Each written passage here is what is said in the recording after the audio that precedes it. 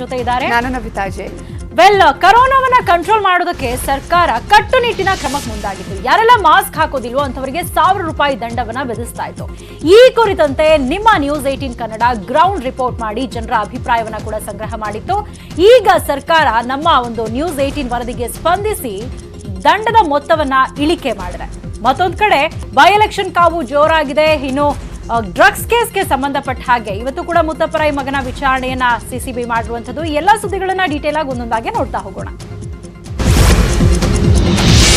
Mask ಹಾಕದವರಿಗೆ ಸರ್ಕಾರ ದಂಡ ಪ್ರಯೋಗಕ್ಕೆ ಮುಂದಾಗಿದೆ. ₹1000 ದಂಡ ಹಾಕ್ತಾ ಇರುವುದಕ್ಕೆ ವಿರೋಧ ವ್ಯಕ್ತವಾದ ಹಿನ್ನೆಲೆಯಲ್ಲಿ ದಂಡದ ಮೊತ್ತವನ್ನ ಇಳಿಕೆ ಮಾಡಲಾಗಿದೆ.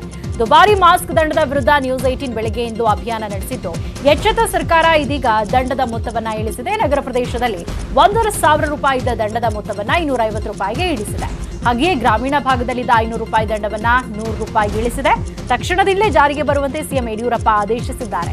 ಜೀವ ಮತ್ತು ಜೀವನ ಎರಡನ್ನೂ ಸರಿದೂಗಿಸಿಕೊಂಡು ಹೋಗೋದಕ್ಕೆ ಸರ್ಕಾರ ಸರ್ವ ಪ್ರಯತ್ನವನ್ನ ಮಾಡ್ತಾ ಇದೆ. ಜನರು ಸ್ವಯಂ ಪ್ರೇರಿತರಾಗಿ ಮಾಸ್ಕ್, ಸ್ಯಾನಿಟೈಸರ್ ಬಳಕೆ ಮಾಡಬೇಕು, ಶಾರೀರಿಕ ಅಂತರವನ್ನ ಕಾಯ್ದುಕೊಳ್ಬೇಕು. ಈ ಮೂಲಕ ಸರ್ಕಾರದೊಂದಿಗೆ ಕೈಜೋಡಿಸುವಂತೆ ಸಿಎಂ ಬಿಎಸ್ ಯಡಿಯೂರಪ್ಪ ಮನವಿ ಮಾಡಿದ್ದಾರೆ. ಬೆಂಗಳೂರಲ್ಲಿ ಎಲ್ಲೇ ಓಡಾಡಿ ಆದ್ರೆ ಮಾಸ್ಕ್ ಹಾಕೋದನ್ನ, ಶಾರೀರಿಕ ಅಂತರವನ್ನ ಮಾತ್ರ ಮರಿಬೇಡಿ. ಇನ್ನು ಮುಂದೆ ಕೇವಲ ಬಿಬಿಎಂಪಿ ಅಷ್ಟೇ ಅಲ್ಲ, ಪೊಲೀಸರು ಸಹ ದಂಡ ಹಾಕ್ತಾರೆ, ಹುಷಾರ್.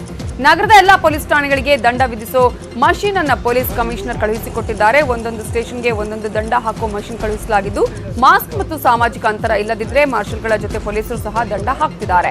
ಇಂದಿನಿಂದಲೇ ಪೊಲೀಸರು ಫೀಲ್ಡ್ಗೆ ಇಳಿದಿದ್ದಾರೆ. ಈ ಬಗ್ಗೆ ಮಾತನಾಡಿದ ಕಮಿಷನರ್ ಕಮಲ್ ಪಂತ್, ನಗರದೆಲ್ಲೆಡೆ ಸಿಬ್ಬಂದಿ ಹಾಕುವ ಪ್ಲಾನ್ ಮಾಡಲಾಗ್ತಿದೆ. ಮೊದಲು ಮುಖಗವಸು ಧಾರಣೆ ಬಗ್ಗೆ ಅರಿವು ಮೂಡಿಸಿ ಆ ನಂತರ ದಂಡ ಹಾಕುವ ಕ್ರಮವನ್ನು ಕೈಗೊಳ್ತೀವಿ ಅಂತ ಹೇಳಿದ್ದಾರೆ. ಇವತ್ತಿಂದ ನಾವು ಆ ಮಷಿನ್ಗಳನ್ನು ಕೂಡ ಬಳಸೋದು ಶುರು ಮಾಡ್ತಾ ಇದ್ದೀವಿ. ಬೆಂಗಳೂರು ಇದು ವ್ಯಾಪ್ತಿಯನ್ನು ನೋಡಿದರೆ ನಮಗೆ ಇನ್ನೂ ಹೆಚ್ಚಿನ ಸಂಖ್ಯೆಯಲ್ಲಿ ನಾವು ಸಿಬ್ಬಂದಿಗಳನ್ನು ಹಾಕೋ ಈಗ ಇದಕ್ಕೆ ಪ್ಲ್ಯಾನ್ ಮಾಡ್ತಾ ಇದ್ದೀವಿ. ಯಾಕಂದರೆ ನಿನ್ನೆ ಸಂಖ್ಯೆ ಹೆಚ್ಚಾಗಿದ್ದರಿಂದ ನಾಳೆಯಿಂದ ನಾವು ಎಲ್ಲ ಪೊಲೀಸವರು ಒಂದು ಡ್ರೈವ್ ತೊಗೊಳ್ತಾ ಇದ್ದೀವಿ. ಫಸ್ಟ್ ನಾವು ಅವೇರ್ನೆಸ್ ಡ್ರೈವ್ ತೊಗೊಳ್ತೀವಿ. ಮತ್ತು ಇದರಲ್ಲಿ ಎಲ್ಲೆಲ್ಲಿ PDA ನಮ್ಮ ಇನ್ಸ್ಟ್ರೂಮೆಂಟ್ಸ್ ಇದೆ ಎಲ್ಲ ಈ ಮಷಿನ್ ಆದ ಮೇಲೆ ಕೇಸ್ ಕೂಡ ಹಾಕ್ತೀವಿ. ಬೆಂಗಳೂರಿನಲ್ಲಿ ಮಾಸ್ಕ್ ಹಾಕದವರಿಗೆ ಪೊಲೀಸರು ಕೂಡ ಬಿಸಿ ಮುಟ್ಟಿಸ್ತಾ ಇದ್ದಾರೆ. ಶಾಪಿಂಗ್ ಮಾಲ್ ಒಳಭಾಗದಲ್ಲೂ ಮಾಸ್ಕ್ ಹಾಕದೆ ಓಡಾಡ್ತಾ ಇರೋರ ಮೇಲೆ ಪೊಲೀಸರು ದಂಡ ಪ್ರಯೋಗ ಮಾಡ್ತಾ ಇದ್ದಾರೆ. ಗರುಡ ಮಾಲ್ನಲ್ಲಿ ಅಶೋಕನಗರ ಪೊಲೀಸರು ಕಾರ್ಯಾಚರಣೆಯನ್ನ ನಡೆಸಿ ಮಾಸ್ಕ್ ಹಾಕದವರಿಗೆ ದಂಡ ವಿಧಿಸಿದ್ದಾರೆ. ಮಾಸ್ಕ್ ಹಾಕದೆ ದಂಡವನ್ನು ಕಟ್ಟದೇ ಇರೋರನ್ನ ಪೊಲೀಸರು ಠಾಣೆಗೆ ಕರೆದೊಯ್ದಿದ್ದಾರೆ.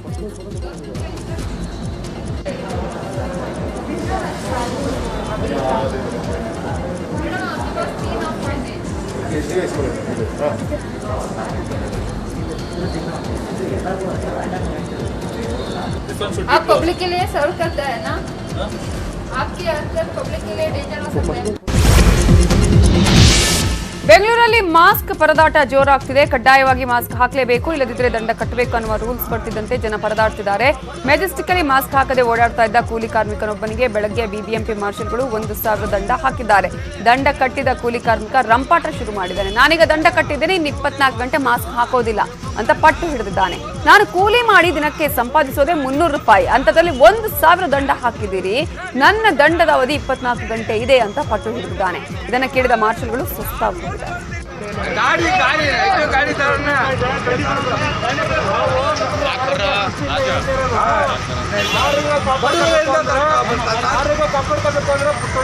ಕೂಲಿ ಕೆಲಸ ಮಾಡೋರು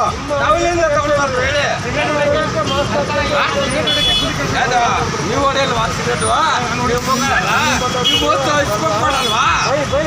ನೀವು ಬರ್ಬೇಡ್ರಾ, ನೀವು ಬರ್ಬೇಡ್ರಾ ಅಂತೇಳಿ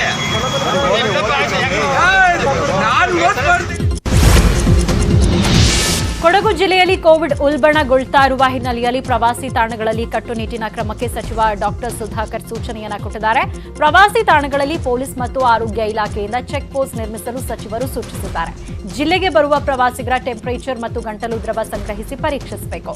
ಅಲ್ಲದೆ ಹೋಟೆಲ್ ಮತ್ತು ಹೋಮ್ ಸ್ಟೇಗಳಲ್ಲಿ ಉಳಿಯುವವರು 17 ಗಂಟೆ ಒಳಗೆ ಪರೀಕ್ಷಿಸಿದ ನಾನ್ ಕೋವಿಡ್ ಸರ್ಟಿಫಿಕೇಟ್ ತರುವುದು ಕಡ್ಡಾಯ ಅಂತ ಸಚಿವರು ಹೇಳಿದ್ದಾರೆ.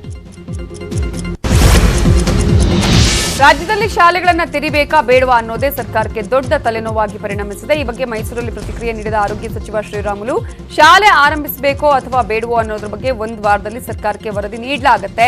ಎಲ್ಲಾ ಕ್ಷೇತ್ರದ ತಜ್ಞರ ಅಭಿಪ್ರಾಯ ಪಡೆದು ನಿರ್ಧಾರ ಕೈಗೊಳ್ಳಲಾಗುತ್ತೆ. ಮಕ್ಕಳ ಸುರಕ್ಷತೆಯೇ ನಮಗೆ ಮುಖ್ಯ. ಶಾಲೆ ಆರಂಭಿಸಲು ಯಾವುದೇ ಆತುರ ಇಲ್ಲ. ಶಾಲೆ ಆರಂಭಕ್ಕೂ ಮುನ್ನ ಮಕ್ಕಳು ಹಾಗೂ ಪೋಷಕರಿಗೆ ಕೌನ್ಸಿಲಿಂಗ್ ಮಾಡಲಾಗುತ್ತೆ ಎಂದಿದ್ದಾರೆ. ಶಾಲಾ ಕಾಲೇಜುಗಳು ಪ್ರಾರಂಭ ಮಾಡೋಂಥ ವಿಚಾರದಲ್ಲಿ ನಮ್ಮ ಸಲಹೆಗಳನ್ನು ಪಡ್ಕೊಂಡಿದ್ದಾರೆ. ನಮ್ಮ ಡೀಟೇಲ್ ಆಗಿ ಎಲ್ಲ ವರದಿಯನ್ನು ಕಲೆಕ್ಷನ್ ಮಾಡ್ಕೊತಾ ಇದ್ದೀನಿ.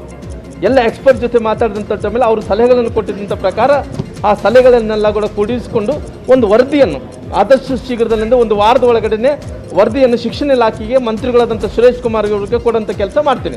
ಭಾಳ ದಿನಗಳ ನಂತರ ಇವತ್ತು ಶಾಲೆಗಳಿಗೆ ಇವತ್ತು ಕಾಲೇಜುಗಳು ಪ್ರಾರಂಭ ಆಗ್ತಾ ಇದ್ದಾವೆ.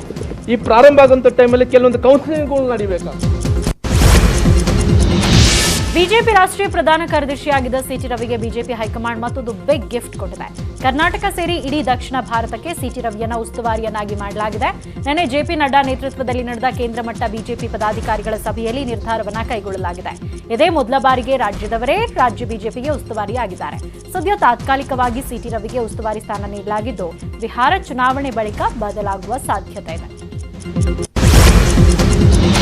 ಉಪಚುನಾವಣೆಯನ್ನ ಗೆಲ್ಲೋದಕ್ಕೆ ಟೊಂಕ ಕಟ್ಟಿ ನಿಂತಿರೋ ಕಾಂಗ್ರೆಸ್ ನಾಯಕರು 2 ಕ್ಷೇತ್ರಗಳಿಗೆ ಅಧಿಕೃತವಾಗಿ ಅಭ್ಯರ್ಥಿಯನ್ನ ಘೋಷಿಸಿದ್ದಾರೆ. ಶಿರಾದಿಂದ ಕಾಂಗ್ರೆಸ್ ಅಭ್ಯರ್ಥಿಯಾಗಿ ಟಿಬಿ ಜಯಚಂದ್ರ ಕಣಕ್ಕಿಳಿಯಲಿದ್ದು, ಆರ್ಆರ್ ನಗರದಿಂದ ಕುಸುಮ ಸ್ಪರ್ಧಿಸಲಿದ್ದಾರೆ. ಈ ಬಗ್ಗೆ ಪ್ರತಿಕ್ರಿಯೆ ನೀಡಿದ ಕೆಪಿಸಿಸಿ ಅಧ್ಯಕ್ಷ ಡಿಕೆ ಶಿವಕುಮಾರ್, ನಾವೆಲ್ಲ ಒಟ್ಟಾಗಿ ಹೈಕಮಾಂಡ್ಗೆ ಅಭ್ಯರ್ಥಿಯನ್ನ ಸೂಚಿಸಿದ್ದೆವು, ಅದಕ್ಕೀಗ ಅಧಿಕೃತ ಒಪ್ಪಿಗೆ ಸಿಕ್ಕಿದೆ. ಚುನಾವಣೆಗೆ ಎಲ್ಲಾ ಸಿದ್ಧತೆಗಳನ್ನ ಮಾಡಿಕೊಳ್ತಿದ್ದೇವೆ ಅಂತ ಹೇಳಿದ್ದಾರೆ. ಶಿರಾ ಕ್ಷೇತ್ರಕ್ಕೆ ಟಿಬಿ ಜಯಚಂದ್ರ ಅವರ ಹೆಸರನ್ನು ನಾವು ಸೂಚಿಸಿದ್ದು, ರಾಜರಾಜೇಶ್ವರಿ ಕ್ಷೇತ್ರಕ್ಕೆ Kusuma daughter of Hanumantharayappa, wife of D K. Ravi ಅವರ ಹೆಸರನ್ನು ನಾವು ಸೂಚಿಸಿದ್ದು. ನಮ್ಮ ವರಿಷ್ಠರು ಇದನ್ನು ಒಪ್ಪಿ ಅಧಿಕೃತವಾಗಿ ನನಗೆ ಅವರ ಆದೇಶವನ್ನು. ಕಾಂಗ್ರೆಸ್ನಲ್ಲಿ ಯಾವುದೇ ಭಿನ್ನಾಭಿಪ್ರಾಯ ಇಲ್ಲ. ಶಿರಾ ಉಪಚುನಾವಣೆಯಲ್ಲಿ ಕಾಂಗ್ರೆಸ್ ಗೆಲುವು ನಿಶ್ಚಿತ ಅಂತ ಮಾಜಿ ಸಿಎಂ ಸಿದ್ದರಾಮಯ್ಯ ಹೇಳಿದ್ದಾರೆ. ಶಿರಾದಲ್ಲಿ ತ್ರಿಕೋನ ಸ್ಪರ್ಧೆ ನಡೆಯುತ್ತೆ, ಆದರೂ ಜಯಚಂದ್ರಗೆ ಈ ಬಾರಿ ಗೆಲ್ತಾರೆ. ಎಲ್ಲ ಕಾಂಗ್ರೆಸ್ ಮುಖಂಡರು ಶಿರಾದಲ್ಲೇ ಇದ್ದು ಕೆಲಸ ಮಾಡ್ತೀವಿ ಅಂತ ಹೇಳಿದ್ರು. ಏನು ಎಚ್ಡಿಕೆ ಆರೋಪಕ್ಕೆ ಸಿದ್ದು ತಿರುಗೇಟನ ಕೊಟ್ಟರು. ಶಿರಾ ಬಿಜೆಪಿ ಟಿಕೆಟ್ ಆಕಾಂಕ್ಷಿ ನನ್ನ ಮಗನ ಸ್ನೇಹಿತ ಅಷ್ಟೇ. ಅವನ ಲ್ಯಾಬ್ನಲ್ಲಿ ರೇಡಿಯಾಲಜಿಸ್ಟ್ ಆಗಿ ಕೆಲಸ ಮಾಡ್ತಾ ಇದ್ದ. ಕಳೆದ ಬಾರಿ ರಾಜೇಶ್ ಗೌಡನ ತಂದೆ ಜೆಡಿಎಸ್ಗೆ ಸಪೋರ್ಟ್ ಮಾಡಿದ್ರು. ಹಾಗಿದ್ರೆ ಕುಮಾರಸ್ವಾಮಿಯೇ ಯಾಕೆ ರಾಜೇಶ್ ಗೌಡ್ರನ್ನ ಬಿಜೆಪಿಗೆ ಕಳುಹಿಸಿರಬಾರದು ಅಂತ ಸಿದ್ದು ತಿರುಗೇಟು ಕೊಟ್ಟರು. ಹಾಗಾದ್ರೆ 3 ಜನ MLA-ಗಳು ಇವರು ಮುಖ್ಯಮಂತ್ರಿ ಆಗಿರೋದೇ ಬಿಟ್ಟಿರಲ್ಲ. ಇವರು ಇವರೇ ಕಳಿಸ್ಬಿಟ್ರು ಕುರ್ಚಿ ಹಿಡಿದು ಹೇಳಿ. ಅವನು ನನ್ನ ಮಗನಿಗೆ ಸ್ನೇಹಿತ, ನನಗೆಲ್ಲ ಸ್ನೇಹಿತ. ಕುಮಾರಸ್ವಾಮಿ ಹೇಳ್ತಾರೆ ನನ್ನ ಕಳಿಸಿದ್ದಾರೆ ಅಂತ, ನಾನು ಹೇಳ್ತೀನಿ ಕುಮಾರಸ್ವಾಮಿ ಕಳಿಸಿದ್ದಾರೆ. ಮೂಡಲಗಿರಿಯಪ್ಪನ ಅವರು ಸ್ನೇಹಿತರು. ಉಪಚುನಾವಣಾ ಕಣ ದಿನೇ ದಿನೇ ರಂಗೇರ್ತಿದೆ. ಶಿರಾ ಕ್ಷೇತ್ರದಲ್ಲಿ ಬಿಜೆಪಿ ಟಿಕೆಟ್ ಫೈಟ್ ಜೋರಾಗಿದೆ. ಅಭ್ಯರ್ಥಿ ಆಯ್ಕೆ ಕುರಿತು ನಡೆದ ಕಾರ್ಯಕರ್ತರ ಸಭೆಯಲ್ಲಿ ಹಲವರು ಸಿಡಿದೆದ್ದಿದ್ದಾರೆ. ಬಿಜೆಪಿ ಟಿಕೆಟ್ ಆಕಾಂಕ್ಷಿ ಅಸಾದ್ ಗೌಡ ಅಭಿಮಾನಿಗಳು ಸಭೆಯಲ್ಲಿ ಆಕ್ರೋಶ ವ್ಯಕ್ತಪಡಿಸಿದ್ದು, ಬಿಜೆಪಿ ಜಿಲ್ಲಾಧ್ಯಕ್ಷ ಸುರೇಶ್ ಗೌಡ, ಸಂಸ್ಥಾ ನಾರಾಯಣ ಸ್ವಾಮಿ ಹಾಗೂ ಚುನಾವಣಾ ಉಸ್ತುವಾರಿ ರವಿಕುಮಾರ್ ವಿರುದ್ಧ ಕಿಡಿಕಾರಿದ್ದಾರೆ. ಕಾರ್ಯಕರ್ತರು ಮಾತನಾಡುವ ವೇಳೆ ಮುಖಂಡರು ಮೈಕ್ ಕಿತ್ಕೊಂಡ್ರು ಅಂತ ಸಿಟ್ಟಿಗೆದ್ದಿದ್ದಾರೆ. ಮೂಲ ಕಾರ್ಯಕರ್ತರಿಗೆ ಬೆಲೆ ಕೊಡ್ತಿಲ್ಲ, ನಮ್ಮನ್ನ ಹೇಗ್ ಬೇಕೋ ಹಾಗೆ ನಡೆಸಿಕೊಳ್ತಾರೆ. ಸಂಸದರನ್ನ ಕಾಣಬೇಕು ಅಂದ್ರೆ ಬೆಂಗಳೂರಿಗೆ ಹುಡ್ಕೊಂಡು ಹೋಗ್ಬೇಕು, ಹೀಗಾಗಿ ಸ್ಥಳೀಯರನ್ನ ಬಿಟ್ಟು ಬೇರೆಯವರಿಗೆ ಟಿಕೆಟ್ ಕೊಡಬೇಡಿ ಅಂತ ಗರಂ ಆಗಿದ್ದಾರೆ.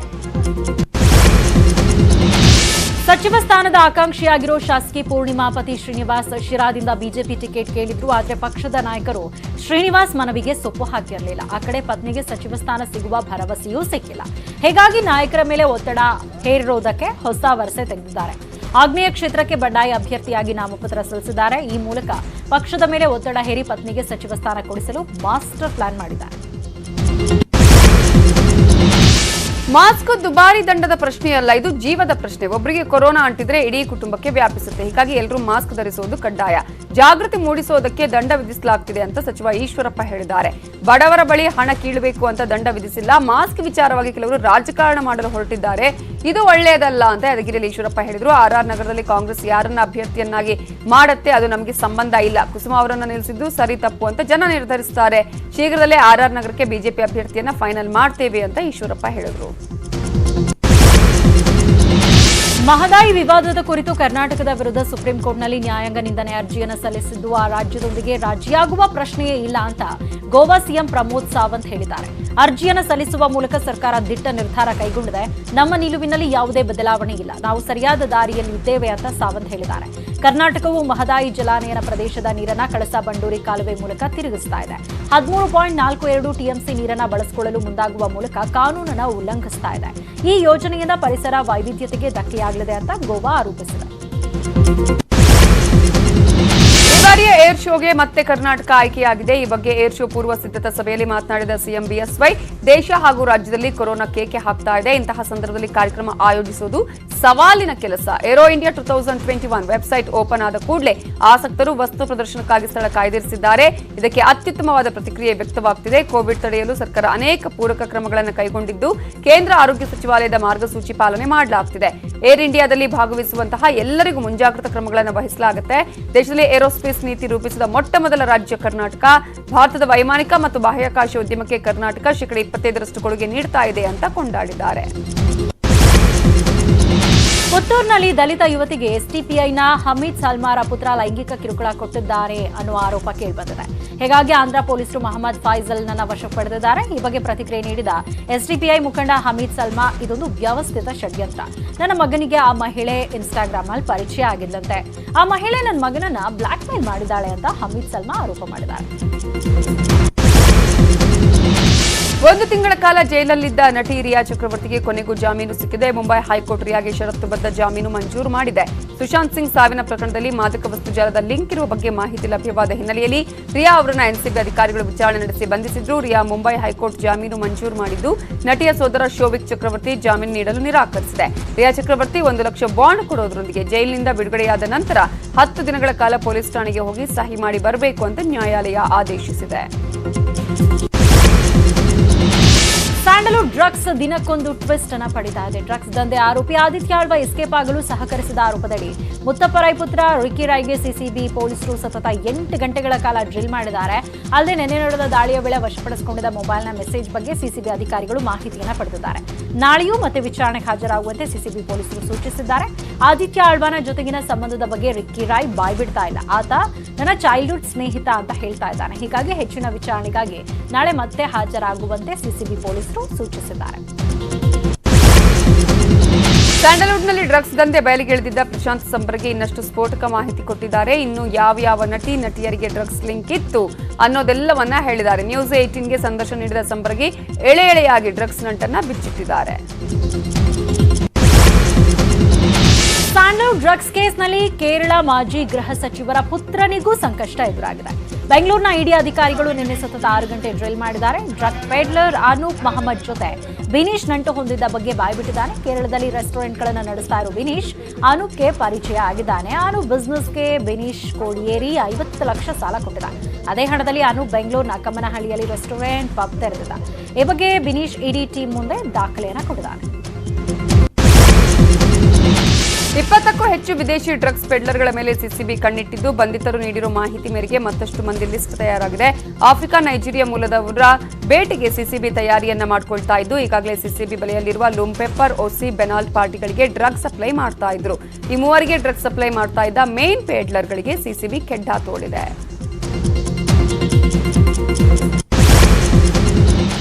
ಕ್ಷಣಕ್ಕೂ ನಾನಾ ಮಹತ್ವದ ವಿದ್ಯಮಾನಗಳು ನಡೀತಾ ಇರುತ್ತೆ. ಅದರಲ್ಲಿ ಎಷ್ಟೋ ಸುದ್ದಿಗಳು ನಿಮ್ಮಿಂದ ಮಿಸ್ ಆಗಿರಬಹುದು. ಸೊ ಎಲ್ಲಾ ಸುದ್ದಿಗಳ ಸಂಪೂರ್ಣ ಮಾಹಿತಿ ಬೇಕಾಗಿದ್ದಲ್ಲಿ ನೀವು ಮಾಡಬೇಕಾಗಿರೋದಿಷ್ಟೇ, ನಮ್ಮ news18kannada.comಗೆ ಲಾಗಿನ್ ಆಗಿ ಎಲ್ಲಾ ಮಾಹಿತಿಗಳನ್ನ ನೀವು ಪಡ್ಕೊಳ್ಬಹುದು. ಸುದ್ದಿ ಮುಂದುವರಿಯುತ್ತೆ ಚಿಕ್ಕ ಬ್ರೇಕ್ ಆದ್ಮೇಲೆ. ಕೇಂದ್ರ ಸಚಿವ ಪ್ರಹ್ಲಾದ್ ಜೋಶಿಗೆ ಕೊರೋನಾ ಸೋಂಕು ದೃಢವಾಗಿದೆ. ಈ ಬಗ್ಗೆ ಸ್ವತಃ ಟ್ವೀಟ್ ಮಾಡಿರುವ ಕೇಂದ್ರ ಸಚಿವರು, ಕೋವಿಡ್ ಪರೀಕ್ಷೆಯಲ್ಲಿ ನನಗೆ ಸೋಂಕು ದೃಢಪಟ್ಟಿದೆ. ಯಾವುದೇ ರೋಗ ಲಕ್ಷಣಗಳು ಇರೋದಿಲ್ಲ. ವೈದ್ಯರ ಸಲಹೆಯಂತೆ ಹೋಮ್ ಕ್ವಾರಂಟೈನ್ ಆಗಿದ್ದೇನೆ. ನನ್ನ ಸಂಪರ್ಕಕ್ಕೆ ಬಂದವರು ಕೋವಿಡ್ ಟೆಸ್ಟ್ ಮಾಡಿಸಿಕೊಳ್ಳಿ ಅಂತ ಹೇಳಿದ್ದಾರೆ.